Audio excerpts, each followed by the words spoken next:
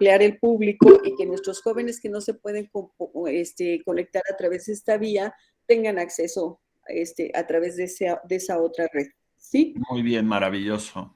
Muy bien. Pues buenos días a todas y a todos. Es un gusto estar el día de hoy con el doctor Leonardo López Luján, quien el día de hoy va a dar una conferencia, pues que yo considero que puede ser muy importante para nosotros, porque ya como lo mencionaba hace un momento, consideramos que hay una tendencia de los jóvenes por el interés del estudio prehispánico, y el día de hoy el doctor va a dedicarnos una conferencia sobre la biografía cultural de la Coatlicue.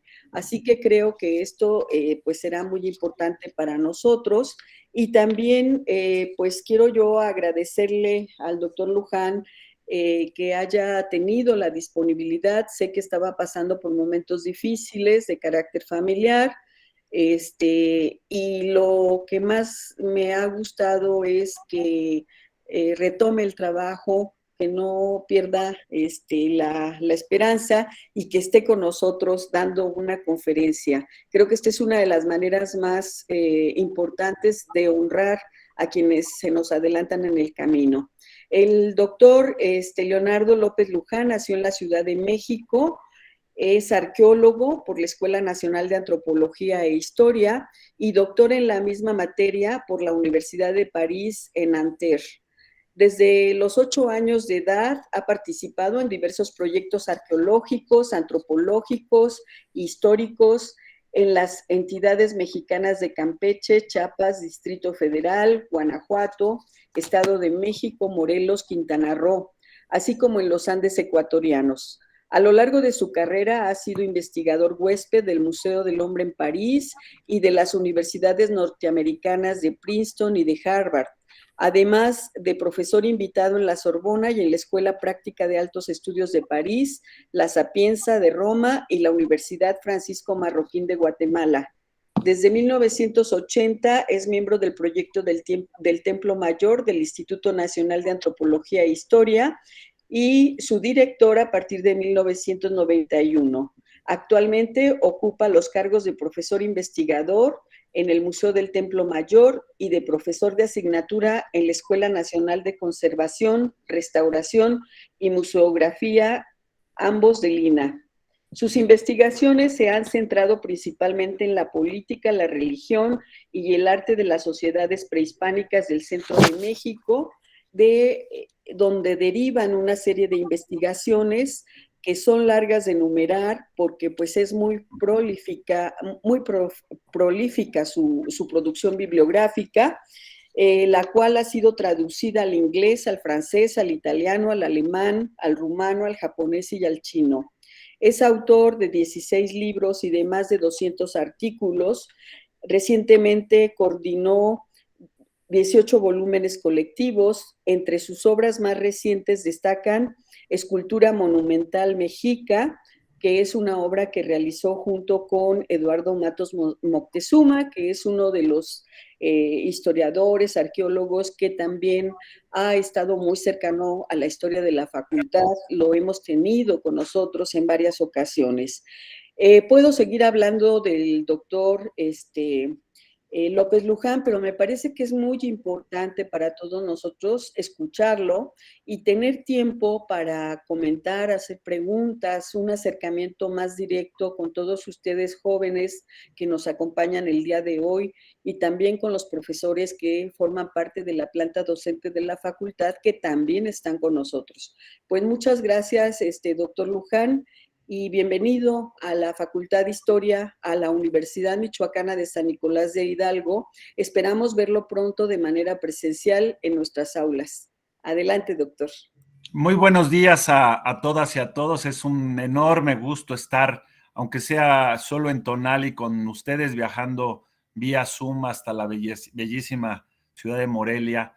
Le decía a la doctora María Teresa Cortés Zavala, a quien le agradezco sin duda este privilegio, que es la primera ocasión que me presento, y espero que no sea la última, que no los asuste, que me presento en la Universidad Michoacana de enorme tradición y de una presencia, pues no solo en la República Mexicana, sino pues en el mundo entero.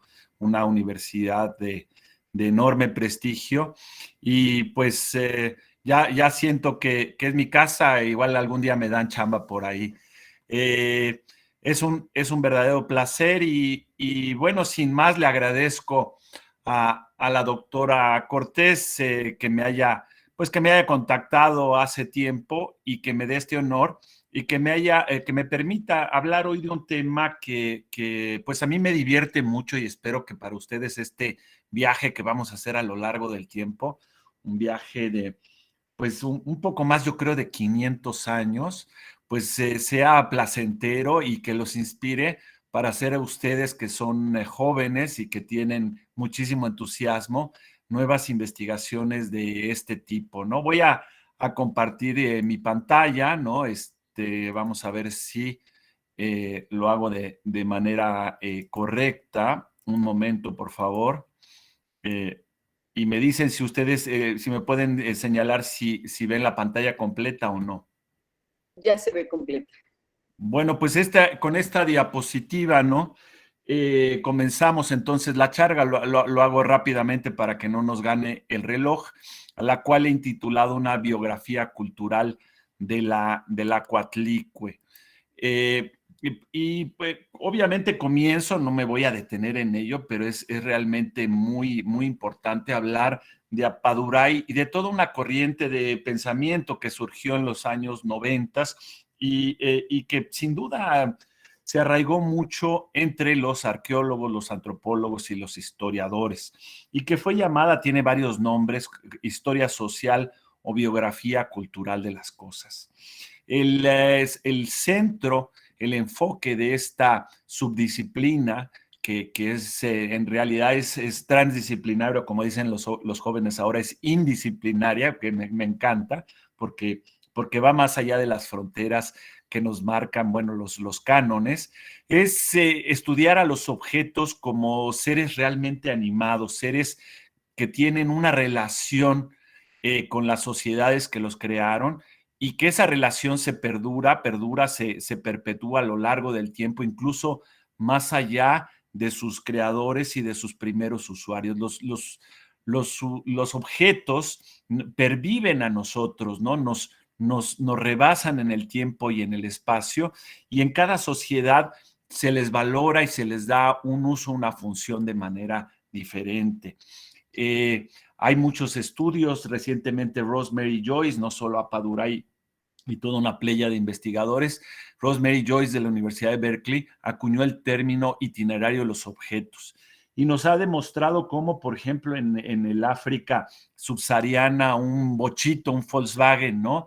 Pasa de generación en generación, es heredado y cómo cada usuario le da un sentido diferente.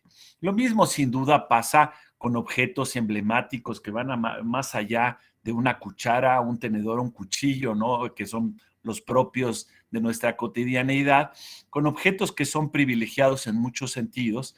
Y el gran ejemplo que les voy a mostrar hoy, ustedes, me encantaría que al final hicieran un ejercicio de encontrar un objeto emblemático como lo es la Coatlicue mayor, y cómo ese objeto ha sido visto, creado y recreado a lo largo de los siglos, ¿no? La Coatlicue pues tiene más de 500 años de antigüedad y hoy suscita pues todo tipo de sensaciones y de comentarios, desde el amor y la pasión hasta la repugnancia. Lo interesante es que es un objeto que a nadie pasa inadvertido, no nos es indiferente. ¿Por qué? Porque es una obra que a cada uno de nosotros pues hace que nos hace vibrar en uno o en otro sentido. Desde los creadores que pensaban en ella como un dios, pasando por los conquistadores que la vieron como un demonio, como los ilustrados del siglo XVIII que la vieron como un testimonio de carácter histórico. En el siglo XIX se reconoce por primera vez su dimensión estética, y en el siglo XX y el XXI que se volvió en la musa no solo de los grandes artistas mexicanos, sino también en un objeto de museo. La Coatlicue, pues fue creada tal vez a principios del siglo XVI, finales del siglo XV, y fue tallada en una andesita que posiblemente algunos interpretan que vienen de la formación Chiquihuite en la Cuenca de México. Es una escultura que, fíjense ustedes, por frente y por detrás adopta la forma de una cruz. Es totalmente estática, ¿no? Muestra una simetría bilateral. ¿Y por qué? Porque sus garras y piernas están bien plantadas sobre el piso. Sin embargo, como bien observó Justino Fernández, el gran historiador del arte, cuando la vemos de perfil, adopta la forma de un triángulo y tiene una energía contenida que parece que potencialmente saltará sobre nosotros, nos atacará, ¿no? Es una escultura espléndida.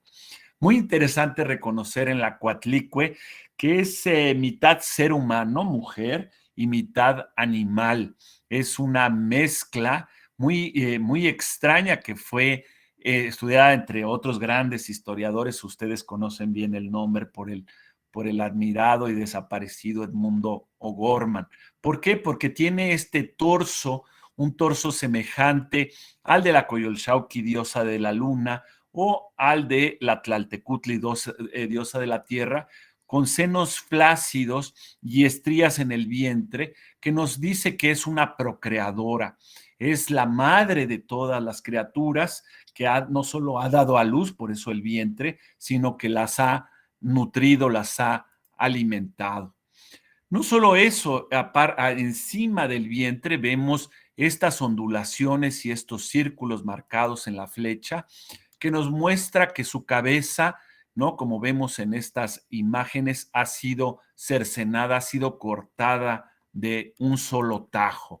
Y de la cabeza, ¿no? Que no tiene, eso debo aclararlo, emergen dos serpientes espectaculares, a mí me emociona mucho esto, cuyas cabezas chocan, se enfrentan, haciendo una cabeza de serpiente vista de frente.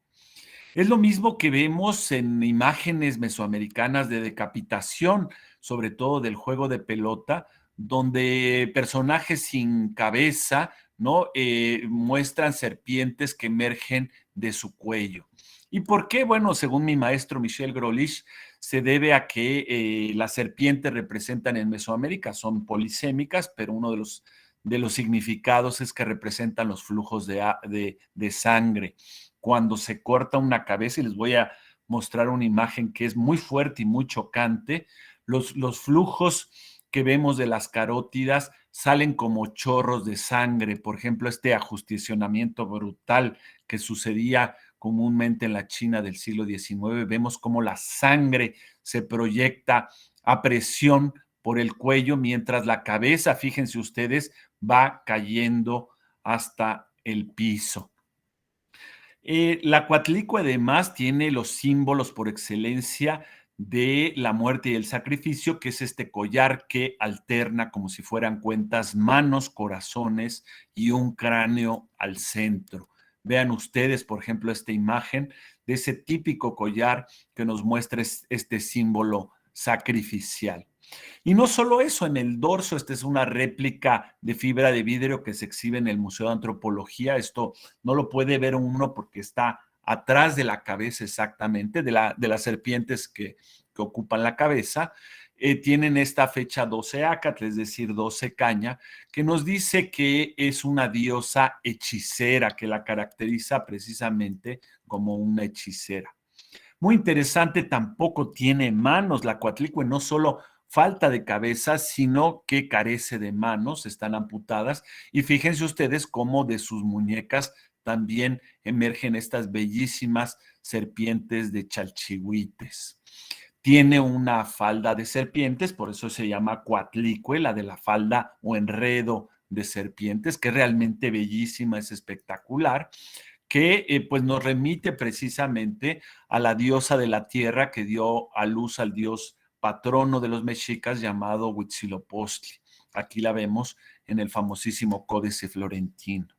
Y atrás la escultura, ¿no? Vemos cómo se amarra ese enredo, esa falda, con este elemento que en náhuatl se llama citlalicue, o sea, falda de serpientes, que muestra un cráneo, vean ustedes, un cráneo humano, del cual penden trenzados de fibra, perdón, de cuero, plumas de águila joven y caracoles marinos. Eso lo vemos, por ejemplo, ese Citlalicue, véanlo ustedes en esta imagen de la diosa Ispapalotl, ¿no? Donde se ve precisamente que estas divinidades, sobre todo nocturnas, ¿no? Y muchas veces también terrestres, tienen esa alternancia de cráneo, plumas, tiras de cuero y caracoles, ¿no? En la parte posterior abajo, ¿no? Tampoco, fíjense ustedes, eso también es impresionante, tampoco tiene la diosa de la tierra Coatlicue piernas. Le falta la cabeza, las manos y también las piernas. Y vemos hasta arriba, bajo la falda, otra vez el símbolo del cercenamiento. Sin embargo, nos salen de los muñones, nos salen serpientes, sino en este caso tiene como si hubieran sido ensambladas grandes garras de águila. Vean ustedes hasta abajo a la izquierda los cojinetes y el hálux, ¿no? Este talón que tienen las aves rapaces. Y no solo eso, sino las famosas plumas pantaloneras y las plumas laterales propias del águila real. Y en la parte inferior, una parte que los fieles no veían, que estaba esculpida pues abajo de la escultura y que ahora vemos gracias a que se hizo esta réplica de fibra de vidrio que se exhibe a un lado en el Museo Nacional de Antropología, tiene a un Tlaltecuhtli, señor de la tierra, masculino. La imagen más importante de Tlaltecuhtli sin duda es la femenina, pero en este caso es masculino. Y la fecha 1 Tostli, que es la fecha 1 Conejo, que es la fecha de creación o nacimiento de la tierra. Es decir, la diosa tiene ahí su acta de nacimiento, su CURP, por decirlo de alguna manera. Lo más impresionante, ¿no? Es que la Coatlicue es una de las máximas obras de la historia del arte universal, ¿no? Y no miento al decirlo, es una obra que estaba a punto de ser única en su tipo, pero lo más interesante es que no es única, sino que se han encontrado otras esculturas que formaban parte de un conjunto de varias y que en alguna época, lo vamos a ver, ocupaban la cúspide del templo mayor. Por ejemplo, la Yolotlicue, que apareció en 1940 a un lado de la catedral, ¿no? Y que se exhibe también a un lado en el Museo Nacional de Antropología. Por desgracia, pues pueden ver ustedes que está sumamente dañada esta escultura. Y en el jardín del Museo Nacional de Antropología, aquí donde yo trabajo, en el Museo del Templo Mayor, hay otros fragmentos idénticos que nos muestran, pues que por lo menos había 4 o 5 de ellas. De acuerdo con las fuentes históricas, en este caso la historia de Fray Diego Durán, ¿no? Nos muestran que aquí representadas como terribles diablos flotantes flanqueaban las capillas del Templo Mayor. Al parecer, vean ustedes, ahí marcadas con la letra A, había 4 en la cúspide de esta pirámide doble dedicada a Huitzilopochtli y a Tlaloc. Y Cervantes de Salazar nos dice que inmediatamente después de la caída de Tenochtitlan, el 13 de agosto de 1521, con enorme respeto estas imágenes fueron bajadas en una suerte de vasos que obviamente tienen que ver con las narrias o los carretoncillos, como el que vemos abajo a la derecha. Alvarado Tesosomoc, otro gran cronista, ¿no? Del siglo XVI, pues nos habla de estos carretoncillos, o sea, narrias que sirvieron para con todo cuidado bajar estas imágenes. Fueron enterradas, ¿no? No dejaron memoria dónde, pero después aparecerían afortunadamente pues para el regocijo de todos nosotros. ¿Cuándo apareció la Coatlicue? En época de los Borbones, en particular me remonto a la época de Carlos III a la izquierda y Carlos IV a la derecha, ¿no? Grandes excavadores de los sitios de la península itálica que pertenecían al Imperio Español, fundamentalmente Herculano, Pompeya y Estavia. Ellos excavaron allá y obviamente apoyaron las excavaciones que se realizaron también aquí en la Ciudad de México, desde donde estoy ahora transmitiendo. ¿Quién fue a quien se debe este descubrimiento? Al segundo conde de Revillagigedo, quien había vivido aquí en la Ciudad de México cuando era un niño. Él nació en La Habana, su padre era el virrey, regresa a la España y ve cómo Carlos III había transformado Madrid, que era un muladar, en una ciudad ilustrada, transformó el rostro de la capital del imperio. De manera que cuando Revillagigedo viene aquí, pues dice, yo tengo que hacer lo mismo, y transforma totalmente la Ciudad de México, que era otro muladar, rectifica las calles, hace aceras, le pone letreros a las avenidas, a las plazas, o reorganiza el sistema de limpias, las atarjeas, las redes de agua potable, y obviamente en estas excavaciones que se practicaban por doquier, pues por fuerza tuvo que salir a la luz pues todo el pasado indígena, porque recuerden que la Ciudad de México tiene abajo, justo abajo, la ciudad de Mexico, Tenochtitlan. Había ruinas sobre ruinas sobre ruinas. Y en ese momento, estoy hablando, fíjense ustedes, también un 13 de agosto, pero de 1790, pues aparece la Coatlicue, y unos días después, el 17 de diciembre de ese mismo año, emerge a unos cuantos metros la Piedra del Sol, donde frente a la puerta llamada Puerta de Honor del Palacio Nacional, es decir, del lado opuesto de donde tienen hoy día lugar las mañaneras, para que ustedes tengan una idea. Afortunadamente, historiadores, hay todo un expediente en el Archivo Histórico de la Ciudad de México, donde una serie de documentos dan fe de la aparición de estos dos monolitos, los hemos publicado recientemente, y donde, fíjense ustedes, entrevistan a cada una de las personas que fueron testigos y que formaban parte de las tiendas del señor San José. Es este edificio que se ve en el extremo derecho frente a Palacio Nacional, ya fue hace mucho tiempo demolido, y había misceláneas, papelerías, verdulerías, estoy hablando 1790, y todos los dueños de esas tiendas pues se dieron fe de cómo apareció lo que llamaron un gran monstruo, un ser sin pies ni cabeza.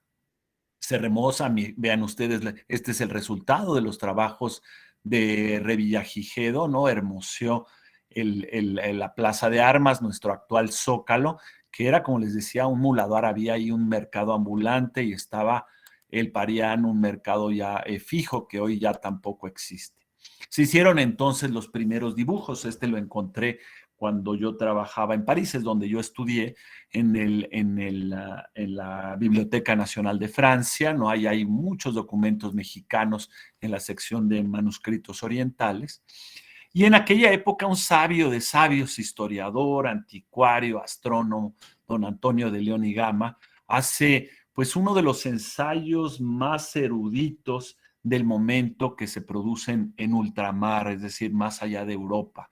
Es un ensayo que ha sido pues considerado por muchos historiadores como una obra clave, un parteaguas en la historiografía de la entonces Nueva España y de nuestro país. Y Leonigama dice ahí que es la Teoyoamiki, no me voy a detener en su interpretación porque no es mi propósito. Y lo interesante es que entonces, bueno, una época, imagínense ustedes, o ustedes no lo pueden imaginar, yo sí, porque estoy más viejo, una época sin internet, ¿no? Sin teléfonos celulares, pues la transmisión del conocimiento básicamente se hacía a través de los impresos. Y la obra de León y Gama rápidamente trasciende el océano y llega y es impresa en la ciudad de Roma en 1804. Pues ¿por quién? Por los jesuitas expulsos, que eran novohispanos y que habían salido aquí de la Nueva España, los corrieron, los echaron en el año de 1767. Eran sabios como buenos jesuitas, ¿no? Educadores, y entonces tradujeron al español la obra de León y Gama. En la Academia Filosófica, la Philosophical Society de Filadelfia, encontré yo este manuscrito, una traducción al inglés de la obra de León y Gama, que por desgracia, y no sé por qué, quedó inédita.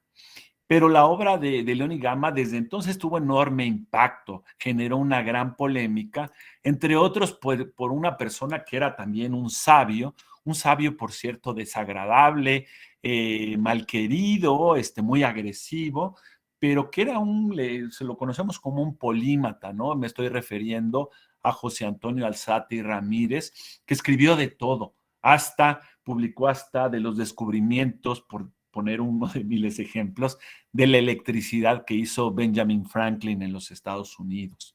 Y él pues se quejaba de que León y Gama no daba a conocer pues su método para interpretar todo lo que interpretó en ese tratado erudito sobre la función y el significado de la Coatlicue.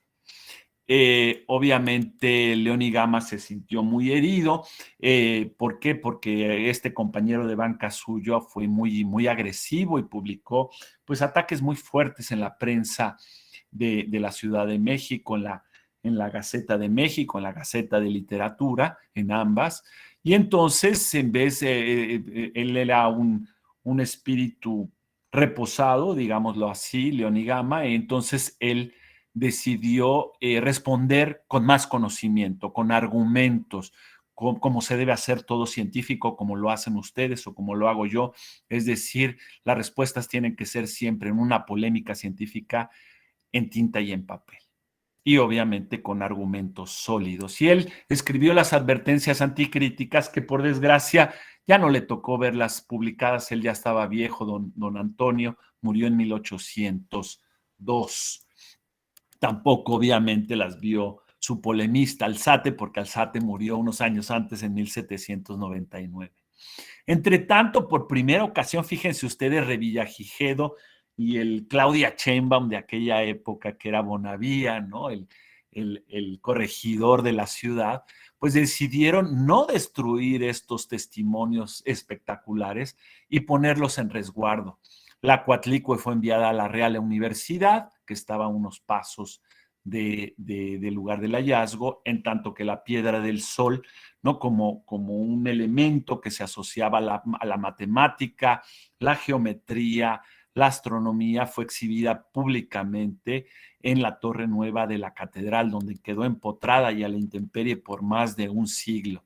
Mientras que la Coatlicue pues fue encerrada, en tanto monstruo y símbolo del sacrificio y de la muerte, fue encerrada en la universidad, una institución que por aquel entonces no era de vanguardia como nuestra UNAM, sino que representaba lo más rancio de la inteligencia local, que estaba gobernada entonces por los frailes dominicos.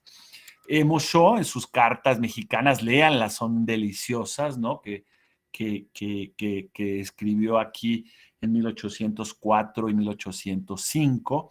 Mosho, este benedictino catalán, nos dice que los frailes de la universidad estaban muy temerosos porque los estudiantes se fueran a corromper al ver a semejante monstruo, a la Coatlicue, y no solo eso, porque notaron que algunos indígenas ingresaban a la universidad para dejarle flores a la diosa.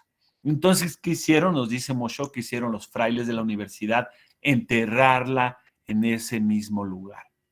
Y entonces cuando llega Humboldt a México, acuérdense que Alexander von Humboldt, llega al final ya de su periplo por el continente en 1803, 1804, estaba un año aquí en la Nueva España, pues consigue, ¿no?, el beneplácito, más que eso, el salvoconducto del obispo de Linares, de Monterrey, que estaba en la Ciudad de México, para que desenterraran el monolito. Llega Humboldt a la ciudad, pide ese permiso, desentierran el monolito y va a buscar al convento de San Agustín, al obispo de Linares, lo trae, ven el monolito 15 minutos y Humboldt, pues era un ser caballeroso, regresa, acompaña a San Agustín, al obispo, y cuando vuelve para registrar el monolito, ya los frailes ya lo habían vuelto, fíjense ustedes, a enterrar, ¿no? Aún así, en sus famosas Vistas de las Cordilleras, publicada por Schell en París en 1810, pues se reproduce, aunque invertido, los dibujos que había publicado León y Gama en 1792 y que son obras del grabador novohispano Francisco Agüera. Entonces no había copyright y las imágenes pues se reproducían por todas partes.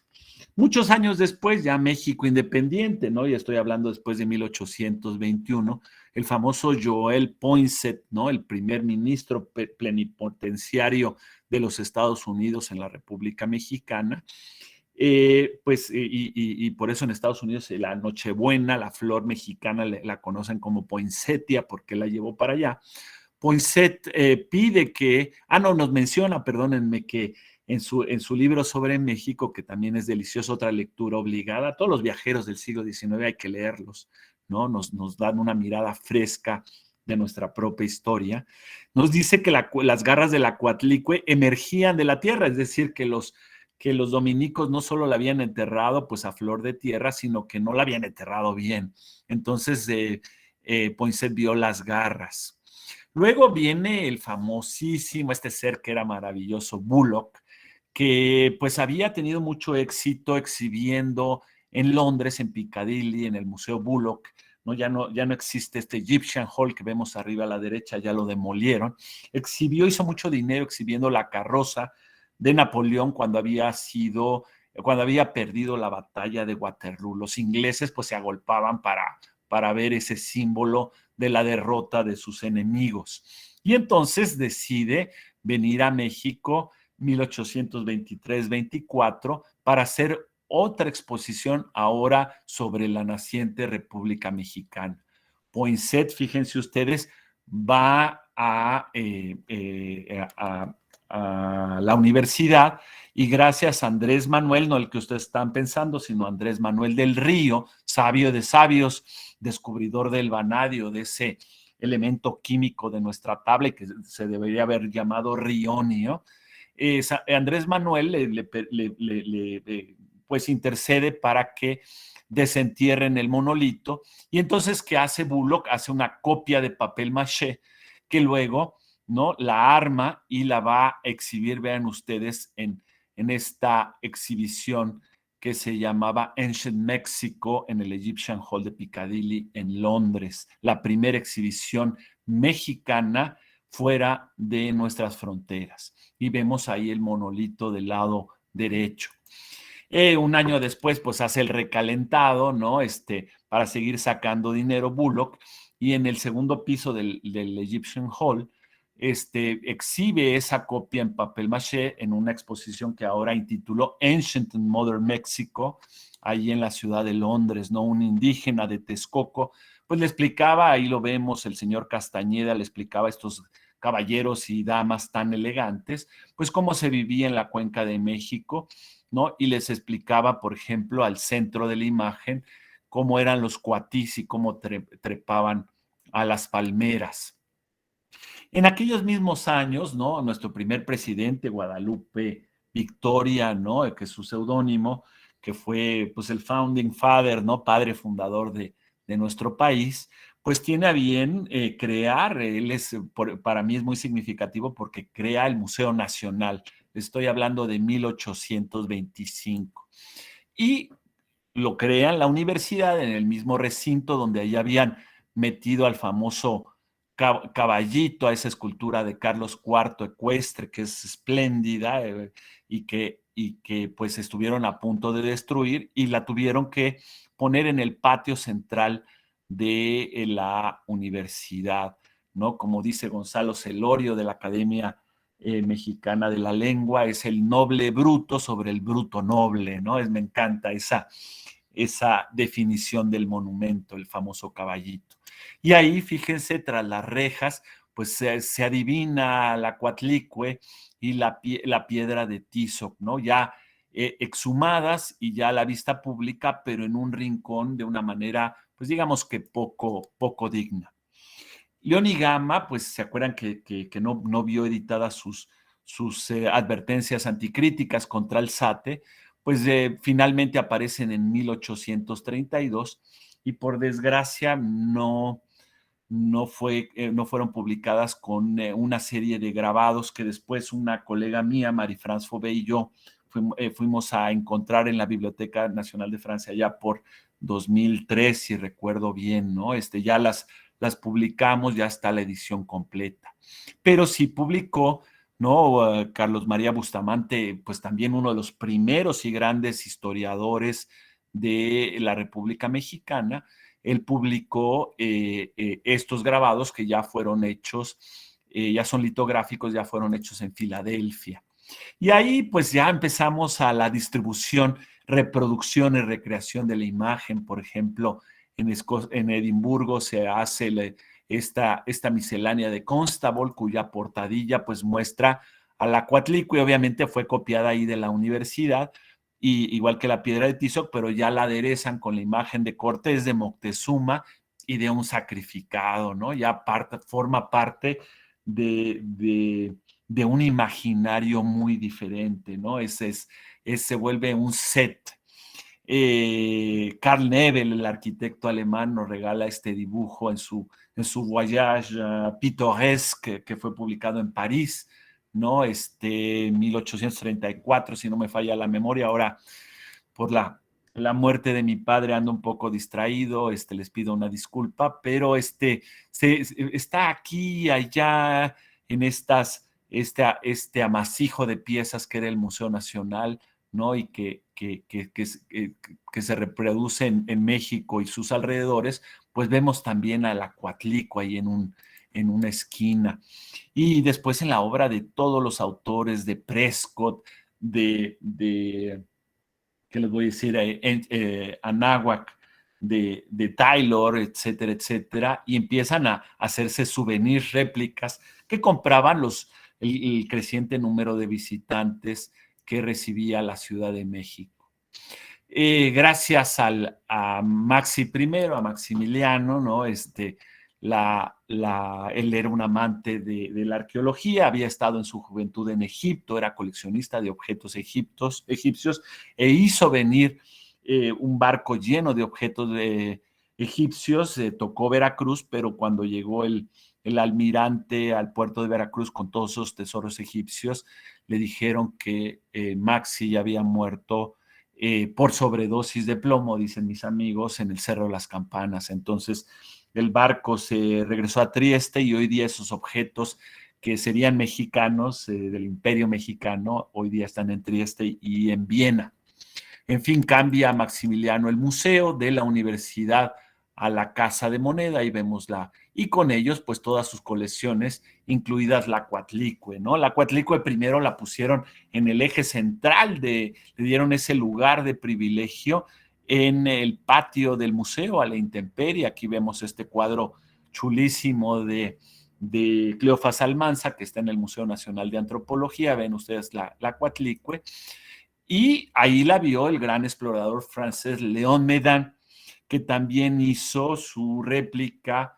Esta no fue en papier mâché, la técnica en francés se llama la lotinoplastie, la lotinoplastia, y que, vean ustedes, se la llevó a París, la réplica, y la puso en el Campo Marte, Champ de Mars, que está justo donde hoy día está la Torre Eiffel, ¿no? Ese lugar, todos los franceses decían en esa época cuando construyeron la Torre Eiffel, que era el mejor lugar para ver París, porque desde ahí no se veía la torre, porque la odiaban, ¿no? Y ahora es el símbolo de la ciudad. Pues justo abajo de donde ahora está la torre, León Medán hizo esta réplica del templo de Xochicalco, un pastiche, donde lo recibía un francés vestido de charro, le cobraba un billete y ahí podía ver estas réplicas, no solo de la Coatlicue, la vemos arriba al centro, sino de la Piedra del Sol, la vemos abajo a la derecha. No, por desgracia, esto se quemó en 1940 por ahí en una bodega, ¿no? Y solo se rescató la Piedra del Sol, que todavía está en una bodega hoy día en el Museo del Quai Branly, que es un museo nuevo de etnografía junto a la torre.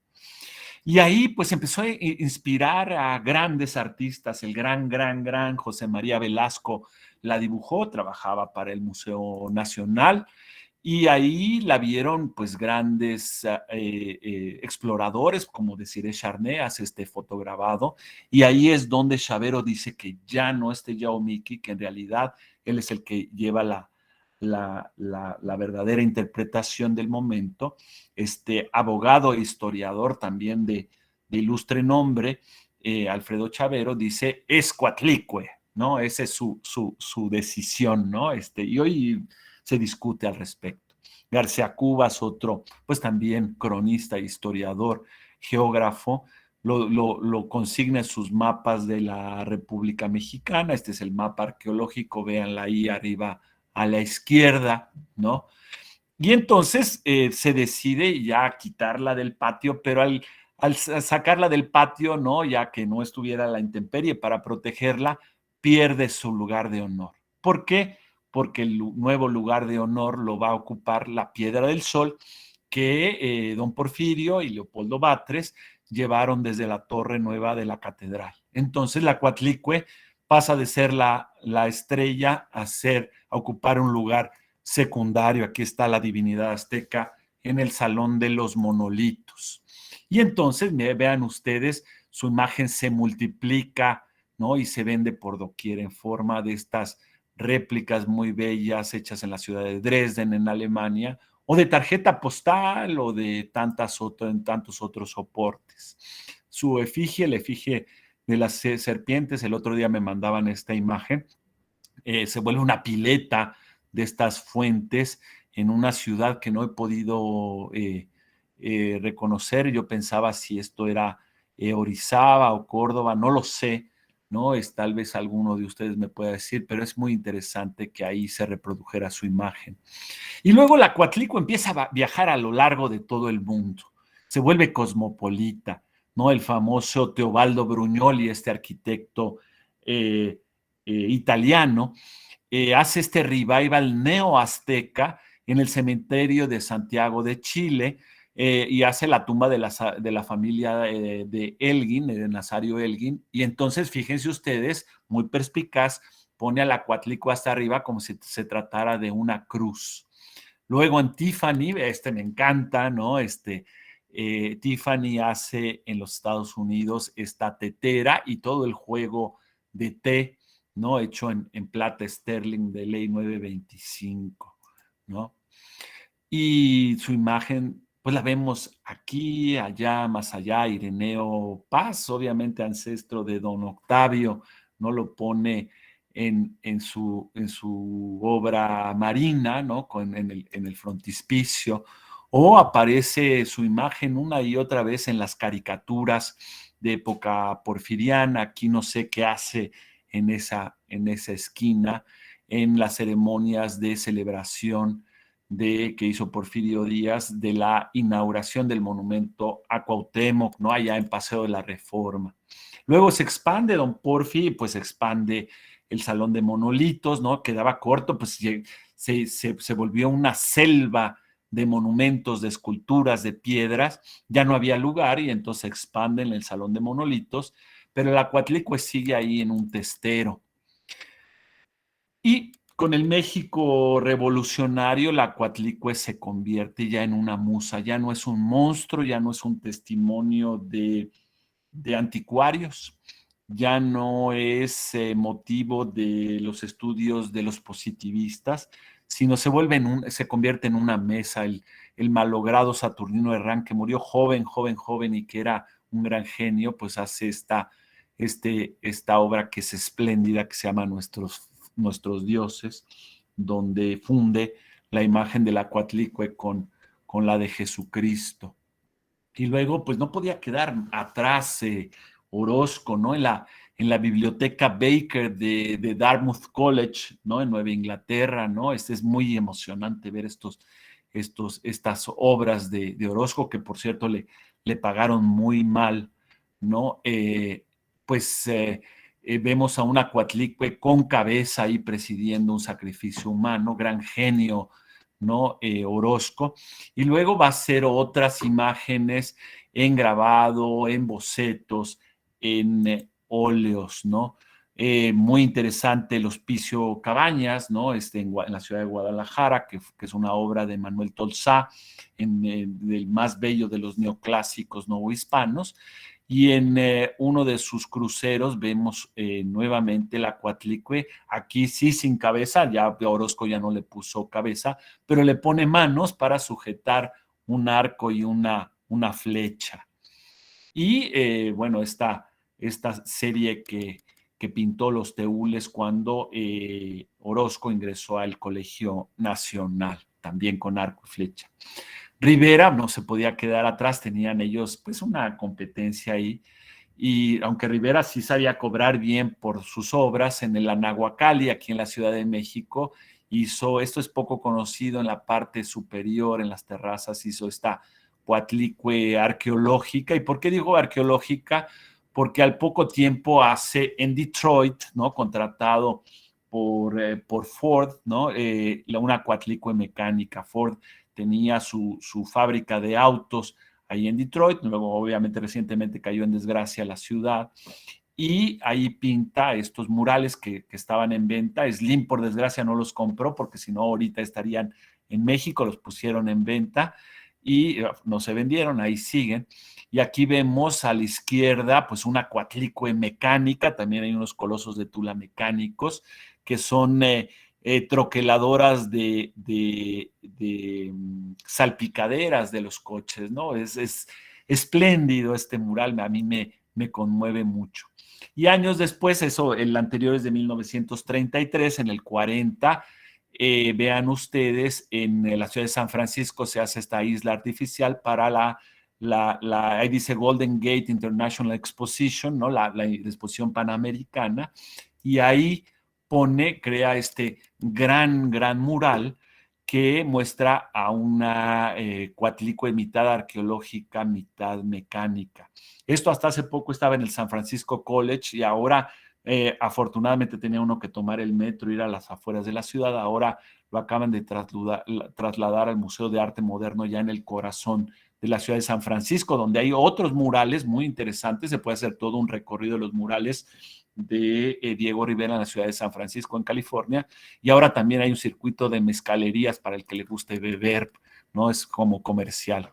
Frida Kahlo hace esta Coatlicue que a mí pues no me parece poco afortunada, pero bueno, la maestría no deja de estar ahí. Vean este acercamiento, ¿no? Que nos muestra varias piezas arqueológicas y al centro nuevamente la Coatlicue.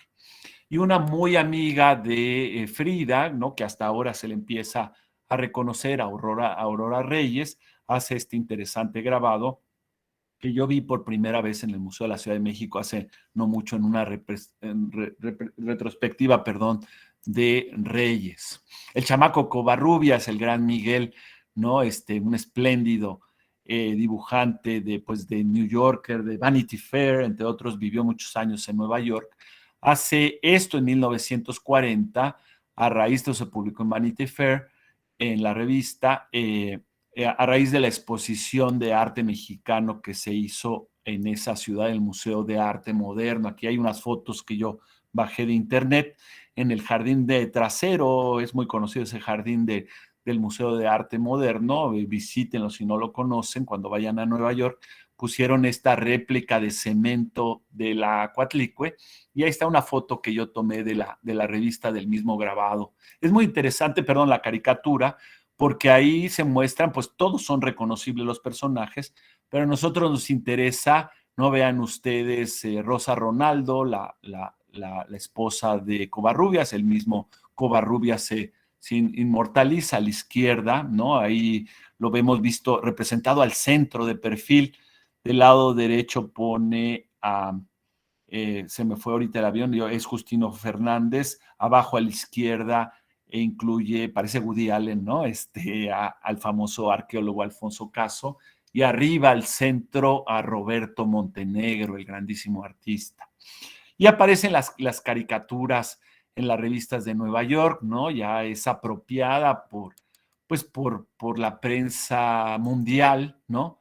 Y es entonces cuando Justino Fernández hace el primer estudio estético de la imagen. Es un poco farragoso. Bueno, a mí Fernández, pues no voy a hablar mal de su obra porque es un gigante, pero es poco digerible esta interpretación que él hace.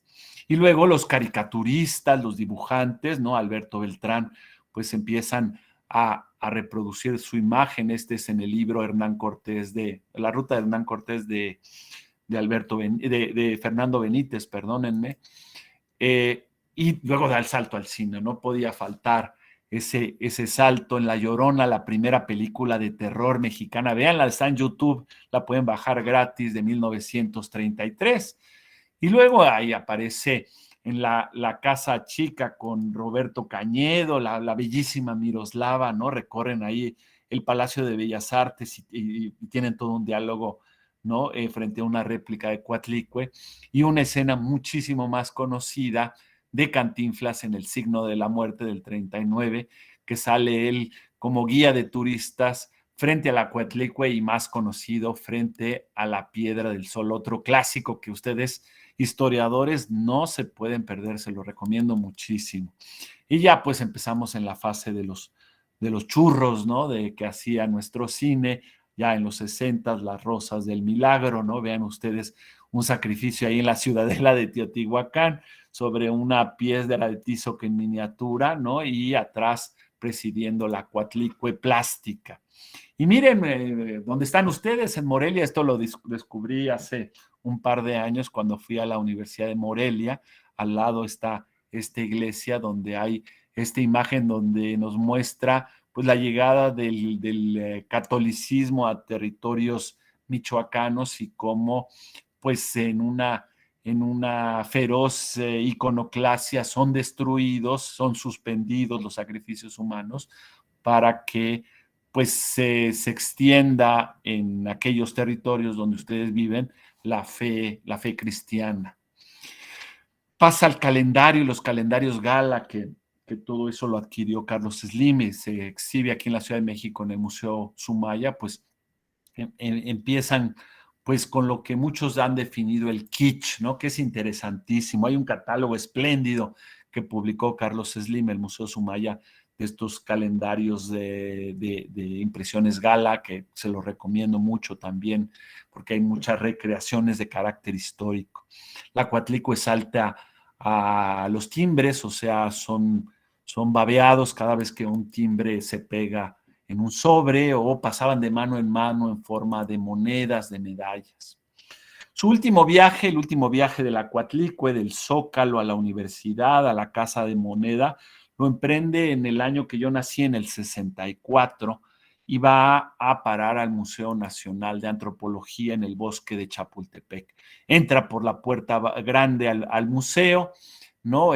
Pedro Ramírez Vázquez pide que ocupe un lugar central. Vean, esta me da a mí pavor, ahí veo, reconozco yo a varios amigos de mi padre que están abajo y sin miedo a que se les caiga encima. Y pues así quedó en aquellos años cuando se inauguró el museo.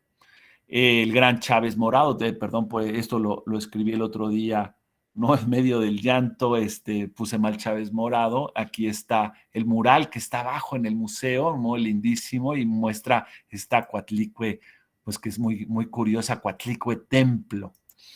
Y Raúl Anguiano hace este pequeño óleo que hace poco estuvo en subasta en López Morton, y después se vuelve set televisivo de Televisa, ¿no? El bachiller, ahorita no recuerdo el nombre, ¿no? Grandes, Guillermo Bonfil, reconozco ahí, Darcy Ribeiro, Eric Thompson, ¿no? Norma Macón, grandes académicos, antropólogos, intelectuales discutiendo frente a ellas o recibiendo ofrendas por parte de los concheros. La Coatlicue pues fue objeto de una remembranza, de un homenaje. Se puso la placa a mi maestro Eduardo Matos Moctezuma al cumplirse los 200 años de su descubrimiento. Si quieren ver la placa, pues hay que arriesgar la vida porque pasan muchos autos por ahí. Y por desgracia, la otra placa que puso Matos que es la de la Piedra del Sol, en la plancha del Zócalo, ya se la robaron y seguro ya la vendieron al kilo, como dice, ¿no? La Jesús Rodríguez, aquí adentro de esta Coatlicue de Fomi junto a Liliana Felipe, y luego se vuelve pues premio, ¿no? Premio feminista o premio de psicología, ¿no? O se vuelve símbolo, pues esto me parece más correcto, de el servicio médico forense, ¿no? Pues tiene que ver, es una diosa decapitada y amputada y pues habla de nuestra tremenda realidad que vivimos en este país desde hace ya algunas décadas y que cada vez parece volverse pues una peor pesadilla, ¿no? Toda la violencia que sufre este país, ¿no? De regreso al Zócalo, pero ya hecha grande y de unicel, o de camino también de unicel hacia la villa de Guadalupe, donde pues le rinden culto también no solo a la Virgen, sino a la Coatlicue cada 12 de diciembre, pintada en las unidades habitacionales de la Ciudad de México, transformada en una ficticia, esto no existe, estación del metro capitalino, o bien en un hotel que acabo de visitar por segunda vez para darles una buena foto, un hotel en la ciudad de Guadalajara, justo en el centro. Este escándalo, ¿se acuerdan cuando hicieron este monumento, mitad Virgen de Guadalupe, mitad Coatlicue, ¿no? Emulando obviamente ese bellísimo cuadro de, de Saturnino Herrán, ¿no? Esto no es muy afortunado, o ya en cemento u otros materiales, tanto en la frontera de Piedras Negras en Coahuila como en la de Tapachula en Chiapas. Se vuelve el símbolo de la nacionalidad. ¿Por qué? Porque marca nuestras fronteras. Y no solo las marca, sino que las trasciende, como pues con estas obras, que es una provocación. Chaire es el que hizo el Zapata Gay recientemente, pues la muestra de fondo a esta hermafrodita, ¿no? Vean los senos y el pene de este personaje, o se vuelve héroe de cómica. Hay muchos cómics donde aparece la Coatlicue, ¿no? Hawk and Dove, ¿no? Huitzilopochtli, ¿no? Habla del asesinato, ¿no? En el arte chicano, obviamente, ¿no? Emulando, ¿no? Al Gran Chile, ¿no? Perdón, a Klimt, ¿no? Ya estoy mezclando las cosas, ¿no? Vemos este beso, ¿no? De personajes inspirados en Salma Hayek, ¿no? O en caricaturas como esta de Fego, ¿no? La Coatlicue siempre está ahí. Y lo que más me impresiona es que la Coatlicue en este sentido le roba cámara a la Piedra del Sol. La Piedra del Sol es objeto de camisetas, de ceniceros, de llaveros. Su imagen se banalizó, ¿no? La de la Piedra del Sol. En el mejor de los casos, la vemos en los jugadores de la selección de fútbol mexicano, pero la Coatlicue sí fue la musa de los artistas y la vemos aquí en el Mardi Gras de Nueva Orleans, ¿no? En forma de carro alegórico en el carnaval, o en esta disco en la ciudad de Osaka, en Japón, ¿no? Que es una disco azteca, ¿no? Tengo imágenes del interior que también son espeluznantes, ¿no? Yo trabajo mucho con japoneses, voy frecuentemente a Japón, pero no he tenido el privilegio de conocer el Kinshmu, que es esta discoteca. Algún día iré ahí a bailar, se los prometo. Cruz Villegas hizo este cuadro muy interesante que tomé esta foto en el Museo Tamayo, aquí en la Ciudad de México. O recientemente me mandaron este cuadro y este dibujo del hijo y la nieta chiquita de Castro Leñero, ¿no? Una dinastía de grandes artistas.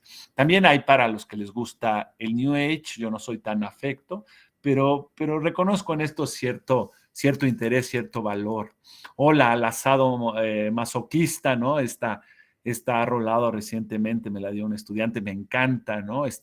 Que, que, que nuestro patrimonio pues no lo apropiemos y sea pues esto hasta vejado a nivel de imagen, que no haya, que haya irreverencia. Eso me parece chulísimo. La cuatlicue alcohólica, ¿no? En forma de cerveza, debe saber espantosa, y de mezcal, ¿no? Tampoco lo he probado, soy honesto.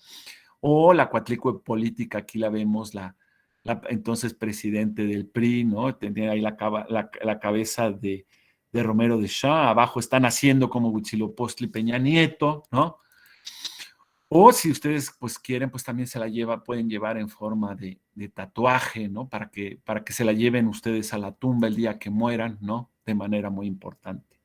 Concluyo con una recomendación, ¿no? La doctora, pues la doctora Cortés mencionaba este libro que escribí con mi mentor y mi maestro Eduardo Matos Moctezuma, Fondo de Cultura Económica, donde analizamos no solo la Coatlicue, sino la Piedra del Sol, la Piedra de Tizoc, la Piedra del Arzobispado, y la Coatlicue, perdón, la Tlaltecutli y la Coyolxauhqui. Tiene unas fotos bellísimas de González Manterola, y no es caro este libro, por ahí de repente lo encuentran. No me dan regalías, vendimos todos los derechos, pero cómprenlo, lo van a disfrutar, tiene unas fotos espléndidas. Finalmente concluyo con un comercial. Visite nuestra página de MesoWeb, que la creamos para ustedes, para los estudiantes de México y más allá de nuestras fronteras. Somos un grupo de arqueólogos, historiadores de, de México y de los Estados Unidos y de Canadá también, entre los cuales se incluía mi padre, quien acaba de fallecer, Alfredo López Austin. No le dedico en su memoria esta charla, ya quiero llorar.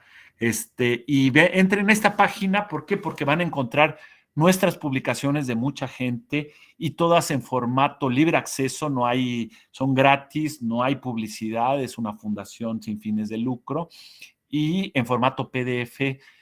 Lo pueden bajar, lo pueden imprimir, ahí están pues muchas cosas, entre ellas esta historia, este chisme que les acabo yo de compartir, ¿no? No sé si ya dejé de compartir, sí, ¿verdad? La pantalla. Y concluyo dando nuevamente las gracias por su atención. Estoy abierto a los comentarios, a las preguntas, quedo a sus órdenes. Un placer estar, aunque sea pues en Tonali, decía yo, ¿no? Que es una de las entidades anímicas, la que se encuentra en la cabeza, que es el Tonali viajero, allá en la bellísima y muy querida, entrañable ciudad de Morelia. Muchas gracias. Muchas gracias, doctor. Qué conferencia tan bonita. Ha sido realmente muy ilustrativa, no solamente por las imágenes, sino por todo el recorrido que se ha hecho a lo largo de más de 3 siglos, más, sí, sobre esta imagen que ha perdurado y perdurará en la memoria histórica de nuestro país. Vamos a dar inicio a las preguntas. Si alguien quiere preguntar, por favor, con mucho gusto está abierto el micrófono. Si quieren hacer algún comentario, dialogar con el doctor, con mucho gusto. Adelante. Sí, adelante, doctor José Alfredo. Buenas tardes a todas y a todos. Son las 12:08. Pues felicitar al doctor Leonardo López Luján por esta excelente conferencia. Me parece a mí que es una visión y una propuesta metodológica, tal y como lo mencionó al inicio, de hacer biografías culturales sobre las cosas en esta magnitud a lo largo de casi 5 siglos, ¿no? Realmente es una propuesta que involucra, como se decía también en el inicio, diferentes disciplinas que pues están vinculadas al ombligo de los historiadores, esta mirada amplia, haciendo uso de consideraciones que provienen de otros saberes, pero que al final de cuentas pues nos permiten pensar históricamente las cosas, ¿no? Y su propuesta es muy bonita. Además, al escucharlo,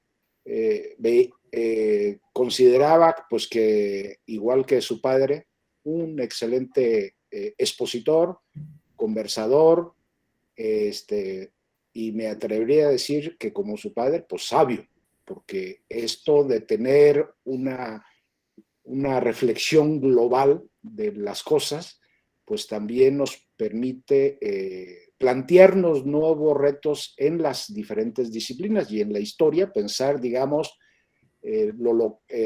una mirada global de lo local, ¿no? O de una cosa, o de un personaje, o de algo que haya sucedido en el tiempo y que pues se va tratando, analizando al paso del tiempo mismo, pues de diferentes maneras. Yo le agradezco al doctor Leonardo López Luján esta excelente exposición y es un verdadero heredero de una trayectoria intelectual como fue la de su padre, que usted toma la estafeta, creo, y también pues reconocer que su padre fue amigo de los historiadores nicolaitas y lo queremos mucho, y al escucharlo usted refrenda esa cualidad y esperamos los historiadores de la Facultad de Historia de la Universidad Michoacana que continúe con esta relación.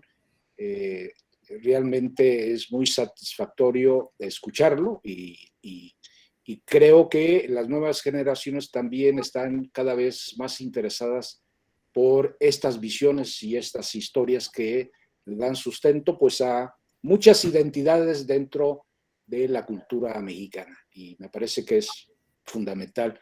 Muchas gracias, doctor, por su exposición y un reconocimiento a su calidad humana también, como la de su padre. Gracias. Estimado José Alfredo, muchas gracias por estas palabras tan emotivas.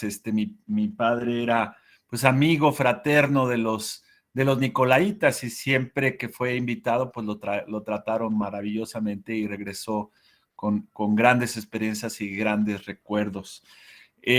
Y no solo aclarar que la propuesta ojalá fuera mía, es del gran Apaduray, su obra ya está traducida al español, ¿no? Y de toda una serie de pensadores. Nosotros, pues yo soy arqueólogo y nada más retomamos esto como ejercicio metodológico y los invito a todos ustedes, ya la verdad es que es un divertimento, ¿no? Escoger, hay que saber escoger los objetos. Yo hice trampa porque me fui a uno que es privilegiado, que es la Coatlicue, pero busquen alguno de su entorno y tratan de hacer su biografía cultural y va a ser una gran delicia para los historiadores, pues es un ejercicio que permite precisamente abordar campos muy diferentes y informaciones y épocas y ver cómo un mismo objeto puede tener intrínsecamente pues puede generar, perdón, visiones tan diferentes a lo largo del tiempo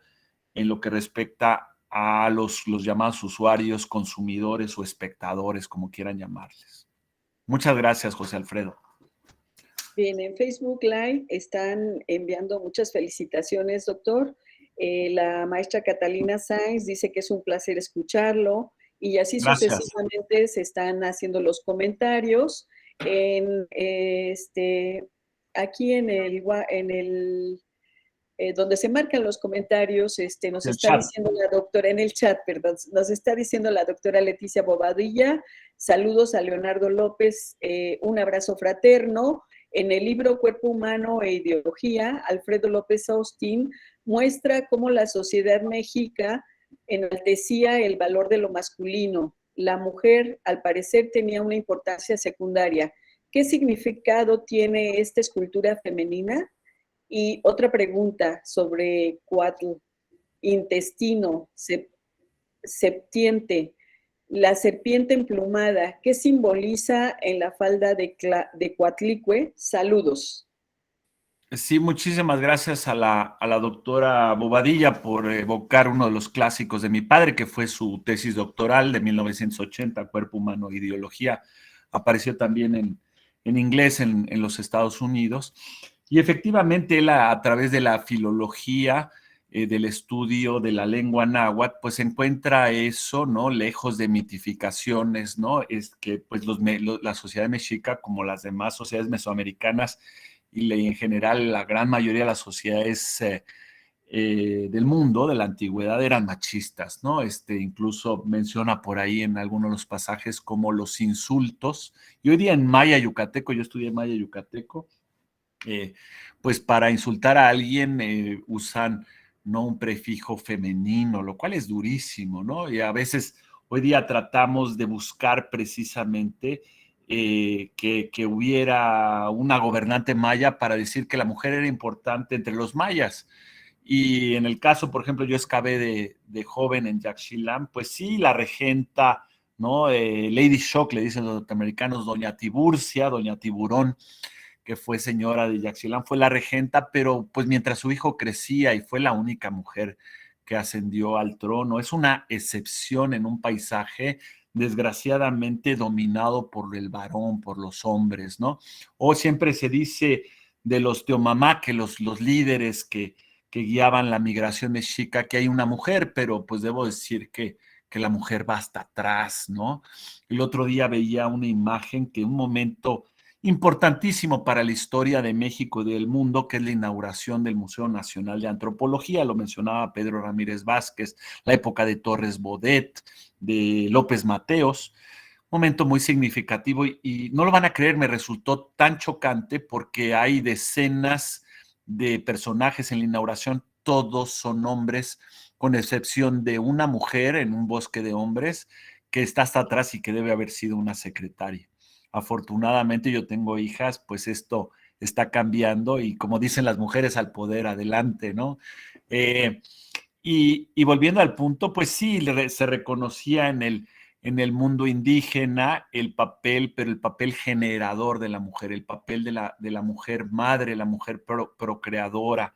Y en ese sentido, la Coatlicue, la Cihuacóa, Tonantzin y todas estas divinidades femeninas, pues son importantísimas. Yo mencionaba muchas, casi todas las divinidades tienen un aspecto masculino, uno femenino, no hay híbridos, no hay andróginos, pero en el caso de estas divinidades el femenino es mucho más importante. Se reconocía obviamente ese poder generador de fertilidad, de vegetación de estas divinidades femeninas, pero era un mundo de hombres y el mayor número de divinidades son masculinas. Eso no se puede negar, pese a que hoy día, pues mucha gente que idealiza el pasado prehispánico, pues trata de encontrar ahí raíces de un supuesto feminismo, ¿no? Al respecto, muchas investigadores, ya mencioné a Rosemary Joyce de Berkeley, o otra gran arqueóloga, Cecilia Klein de UCLA, de la Universidad de California en Los Ángeles, han escrito sobre la mujer en el México prehispánico, ¿no? El otro día hablaba de este machismo prehispánico, otra, la doctora Rodríguez Shadow, mexicana de Lina, y ellas han demostrado pues que sí era un mundo eminentemente masculino, perdón que lo diga, pero pues no se puede negar nuestro pasado, no lo podemos edulcorar por más que queramos, ¿no? Y olvidé, le digo que ando distraído, la segunda pregunta. Lo último que preguntaba, yo creo, la doctora Bobadilla, aparte de la visión de la mujer. No escucho. Tu micrófono. Perdón. Señala que sobre coatl, Sí. intestinos, sí, Sí, septiembre. efectivamente, la serpiente pues es polisémica, ¿no? Mi padre estudió mucho, publicamos al respecto en un libro que hicimos que nos publicó el Fondo de Cultura Económica, Mito, Realidad de Suyuá, sobre Quetzalcóatl. Y la serpiente pues es flujo, es corriente, ¿no? Es tierra, es agua, es viento, ¿no? Todo lo que tiene que ver con esa circulación y ese transmutación, ese viaje entre las esferas, entre el cielo, la tierra y el inframundo, ¿no? Tiene muchos valores la serpiente. En este caso, en el caso de la Coatlicue, esa falda no son serpientes emplumadas, son serpientes reptilianas puras, sin ese elemento celeste que son las plumas y las aves, ¿no? Y mi maestro Michel Grolich, que ya nos dejó hace mucho tiempo, el belga, un sabio de sabios, él asociaba, como dije, la serpiente con la sangre. Y mi padre, pues, pensaba más bien en este contexto como un contexto de tierra y de generación vegetal, ¿no? Y veían, es lo bonito de la ciencia, que haya discusión y que haya polémica siempre respetuosa, ¿no? Que haya intercambio de ideas y ellos dos disentían en ese sentido. Sin embargo, es uno de los elementos centrales, la Coatlicue, y como decía su hermana, la aparecida de 1940, la Yolotlicue, que le puso así don Alfonso Caso. La Yolotlicue tiene su falda de corazones, ¿no? Que también pues tiene que ver con ese aspecto vivificador. La sangre es lo que hace, ¿no? Pervivir a las divinidades y sin duda a las criaturas que ellos han puesto en la tierra. Bien, si hay algún otro comentario, alguna pregunta.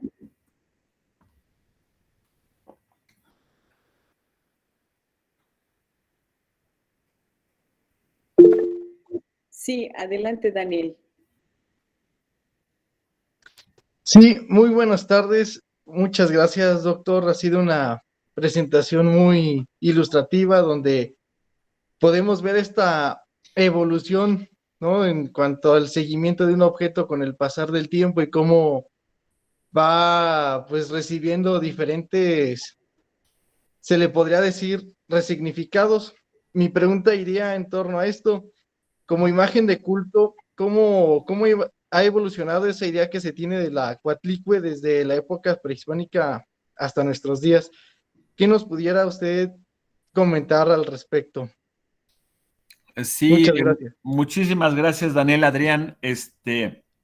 Efectivamente, la Coatlicue fue creada como una imagen de culto, ¿no? Esa es la idea central, ¿no? Y más que tú mencionabas evolución, yo hablaría de transformación de los significados del simbolismo a lo largo del tiempo, ¿no? No pudiéramos pensar en una evolución en el sentido de una mejoría, sino más bien una transformación. En el México prehispánico yo mencionaba que estos bastiones, como les llamaron los conquistadores, estas grandes esculturas, coronaban el Templo Mayor. Y mi padre y yo, en un libro que escribimos, que publicó la UNAM, Monte Sagrado Templo Mayor, las relacionamos, la identificamos con lo que en las fuentes se llama Petlaquitz, que es decir, con los sostenedores del cielo. Son diosas terrestres, diosas madres, y como decía hace rato, que se pueden vincular no solo con Coatlicue, sino con Tlalteot, con Tlaltecutli, con Cihuacóatl, con Tonatzin, es decir, esta divinidad femenina que en el alfa, en el origen del tiempo, acuérdate que en época prehispánica, el tiempo no lo veían como nosotros lo vemos, lineal, sino era circular, era cíclico. En el alfa, estas diosas crearon a las plantas, a los animales, a los seres humanos, pero también a los meteoros y a los astros, ¿no? Al sol y a la luna. Y cuando termina el tiempo, cuando se cierra el ciclo en el omega, estas divinidades se encargan, ¿no? La Coatlicue, la Tlaltecutli, hablan sus fauces de par en par, como Kali en la India, para devorar, para comer a sus criaturas. Es decir, uno nace de la tierra y regresa a la tierra, como dice Eduardo Matos, pues por eso uno lo enterraban en época prehispánica muchas veces en posición fetal, porque completa el ciclo de vida que termina con la muerte y la muerte da origen a la vida. Por eso Mictlantecutli, el Señor de los Muertos, es el patrono de la penetración, del coito, es el patrono del embarazo y es el patrono del nacimiento, porque él, el Dios de la muerte, imagínate qué maravilloso, el Dios de la muerte corta el cordón umbilical. Entonces, la muerte crea la vida crea la muerte, ¿no? Ahora emulando, parafraseando un libro precioso, un cuento de Heráclito Cepeda, yo voy a publicar un libro que se llama los muertos viven, los vivos matan, ¿no? Esa es la gran sabiduría indígena, ¿no? Y en la actualidad, pues también se le da ese valor a nivel de culto de diosa madre, pero obviamente ya fundido mucho con la imagen de la Virgen de Guadalupe, ¿no? Con la imagen de la patrona de las Américas, ¿no? Se le ha relacionado así.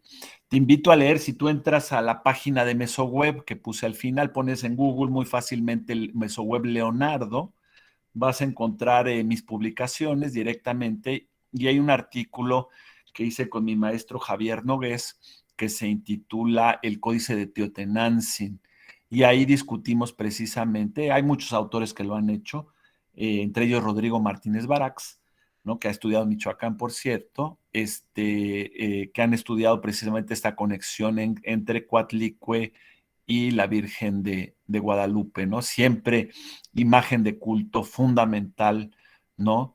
Para todos los mexicanos. Bien, ¿hay alguna otra pregunta, algún comentario? Daniel dice que muchas gracias, doctor. ¿Algún otro comentario? Pues si no es así, le queremos dar las gracias, doctor Leonardo López Luján, por la conferencia que nos ha dado el día de hoy. Como decíamos al inicio de esta actividad, esperamos que no sea la primera vez que nos visite de forma virtual en la Facultad de Historia. Esperamos tenerlo pronto entre nosotros de manera presencial. Y en su correo estoy haciéndole llegar la constancia de la conferencia que nos ha impartido el día de hoy. Le agradecemos muchísimo, de verdad, que haya estado con nosotros y en este día que para nosotros también pues es muy especial. El doctor Eduardo Nomelí Mijangos hace un comentario antes de que nos retiremos. Dice que se siente muy complacido con la charla de Leonardo, todo un aprendizaje, felicidades. Hay todo un significado de apropiación popular en personajes como la Coatlicue, en donde se observa desde su visualidad formas de representación histórica muy valiosas para los historiadores. Saludos. ¿Sí? Yo quiero antes de concluir y de que cierren la emisión, sí, adelante. Queridísima María Teresa, doctora Cortés, con mucho respeto, agradecerle el privilegio de su invitación. Fue muy bonito para mí el intercambio que tuvimos por vía electrónica y pues el gusto de estar con ustedes allá en la Nicolaita y en la Universidad Michoacana. Espero que me paguen bien esta conferencia, ¿no? Y lo que voy a pedir a cambio son muchas corundas y algunas morelianas, ¿no? Eso para mí, además del cariño que me han manifestado, pues les recomiendo mucho. Y si alguno de los estudiantes está interesado por un tatuaje de Coatlicue, luego les paso la dirección donde se lo pueden hacer. Y no solo de ella, sino de otras divinidades. Les mando mi cariño y pues un enorme placer. Muchas gracias por la constancia que Muchas pues, gracias. Llevaré con enorme gusto al SNI. Muchas gracias, doctor. Y bueno, pues ya nos comprometió con esto de las corundas, los uchepos se los vamos a prometer nosotros también y esperamos de verdad que pronto nos podamos ver aquí en el patio y en las aulas de sociabilidad, los espacios de sociabilidad que tiene la facultad. ¿Sí? Un abrazo, cuídese mucho. Felicidades por sus 48 años. Hasta luego. Gracias. Hasta luego.